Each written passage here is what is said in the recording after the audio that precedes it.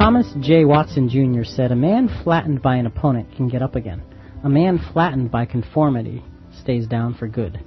Good morning, everyone, and welcome back to Christian Questions Talk Radio with your breakfast with Vicki and Rick. The objective of our program is to discuss with you, our listeners, thought-provoking and meaningful topics based on the Bible.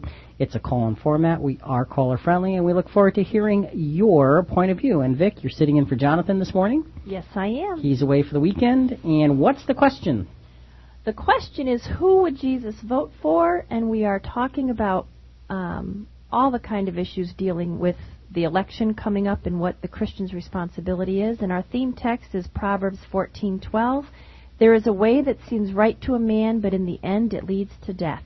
Now, let me say something about. I use that as a theme scripture. We're really not even going to talk about that scripture, but it's to let us know that we're not going to in this program point to one opinion on a Christian voting versus another and say, this is right, the other one you're doomed.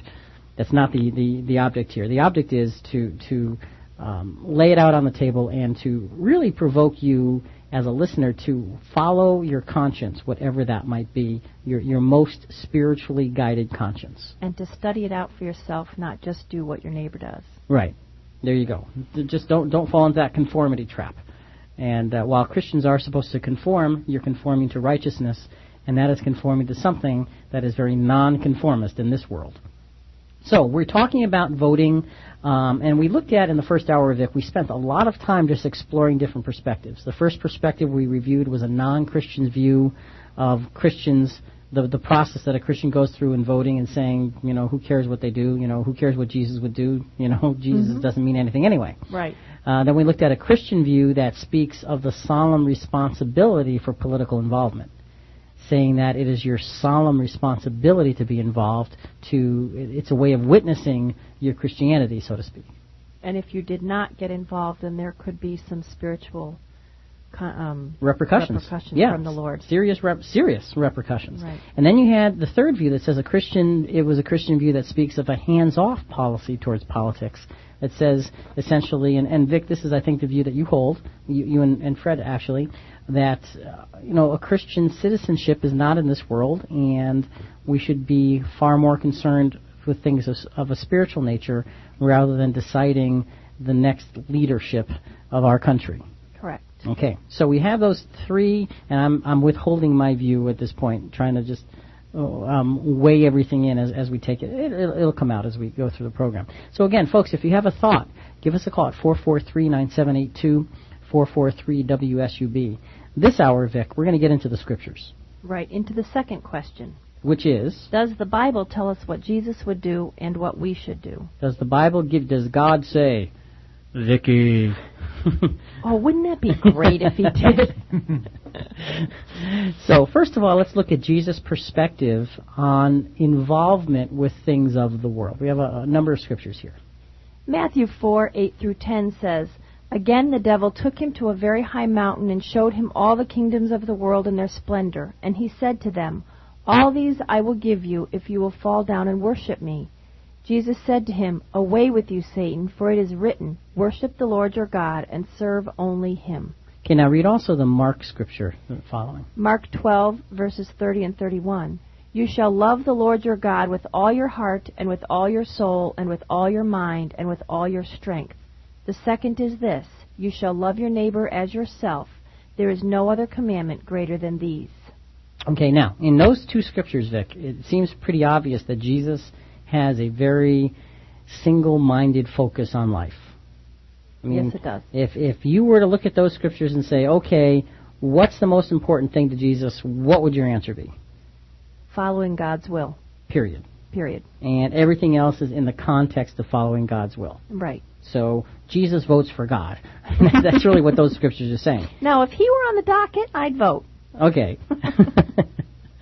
So the key thing is we've got these scriptures that are very pointed, and it almost sounds like Jesus is saying that to the exclusion of everything else, you follow God. I mean, he's so focused on, loving the Lord your God with all your heart, mind, soul, and strength. That's pretty dedicated. But he's not saying that you avoid the things that are necessary for you to do. Now let's take a look at the next couple of scriptures. Mark 12, verses 14 through 17. And they came and said to him, Teacher, we know that you are sincere and show deference to no one, for you do not regard people with partiality, but teach the way of God in accordance with truth. Is it lawful to pay taxes to the emperor or not? Should we pay them or should we not? But knowing their hypocrisy, he said to them, Why are you putting me to the test? Bring me a denarius and let me see it. They brought one, and he said to them, Whose head is this, and whose title? They answered, The emperor's. Jesus said to them, Give to the emperor the things that are the emperor's, and to God the things that are God's. And they were utterly amazed at him. Now see, there you have a very clear picture of Jesus saying to honor the system that's in place. You know, I mean, there was definitely a Roman taxation going on at his time in life. And, I mean, they were under the thumb of Rome. They had a measure of freedom, but it was measured. It certainly wasn't like we have. And taxation was required.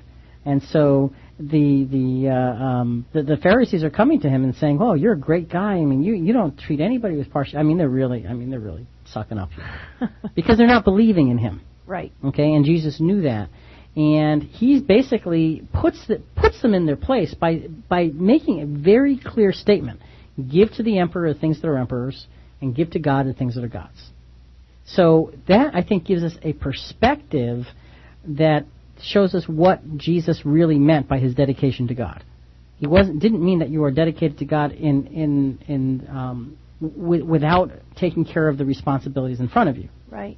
Okay, so very, very important point. Next scripture deals even further. It deals with a temple tax, which was a religious tax. So this first one was a taxation that was in the manner of the civil. Right. Next scripture is going to be in dealing with a temple taxation. Okay. Matthew 17, verses 24 through 27. After Jesus and his disciples arrived in Capernaum, the collectors of the 2 drachma tax came to Peter and asked, "Doesn't your teacher pay the temple tax?" "Yes, he does," he replied. When Peter came into the house, Jesus was the first to speak. "What do you think, Simon?" he asked. "From whom do the kings of the earth collect duty and taxes? From their own sons or from others?" "From others," Peter answered. "Then the sons are exempt," Jesus said to him. "But so that we may not offend them, go to the lake and throw out your line. Take the first fish you catch, open its mouth, and you will find a 4 drachma coin. Take it and give it to them for my tax and yours." So Jesus was obeying that ordinance, although in this scripture he's intimating he didn't have to.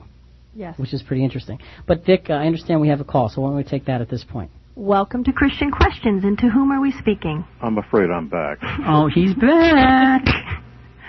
Yes, sir. Well, let's see. Jesus looked at the coin, asked whose picture was on that. The man said Caesar, and Jesus says, then give to Caesar what's Caesar's. Mm-hmm.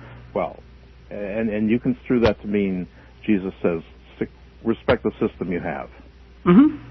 Well, I think that's selective focus and overly fuzzy. All Jesus said was give to Caesar what's Caesar's. He didn't say, go with all the other laws. Okay. Well, there it is. But, of course, if the Caesar's likeness on the coin makes the coin Caesar's, then all nickels belong to Thomas Jefferson, all dimes to Franklin Roosevelt. I knew you were going there. Come on, Don. Come on, stop. No, don't give me, come on, stop. All I am doing is taking the word of Jesus strictly, and you don't like where it leads. I'm sorry about that. No. You would say, take it up with Jesus. In that environment, come on. In that environment, the coins were made to honor the God on earth, Caesar. I mean, they were made for that. We live in a different system, but we still have taxation. Yes, we do.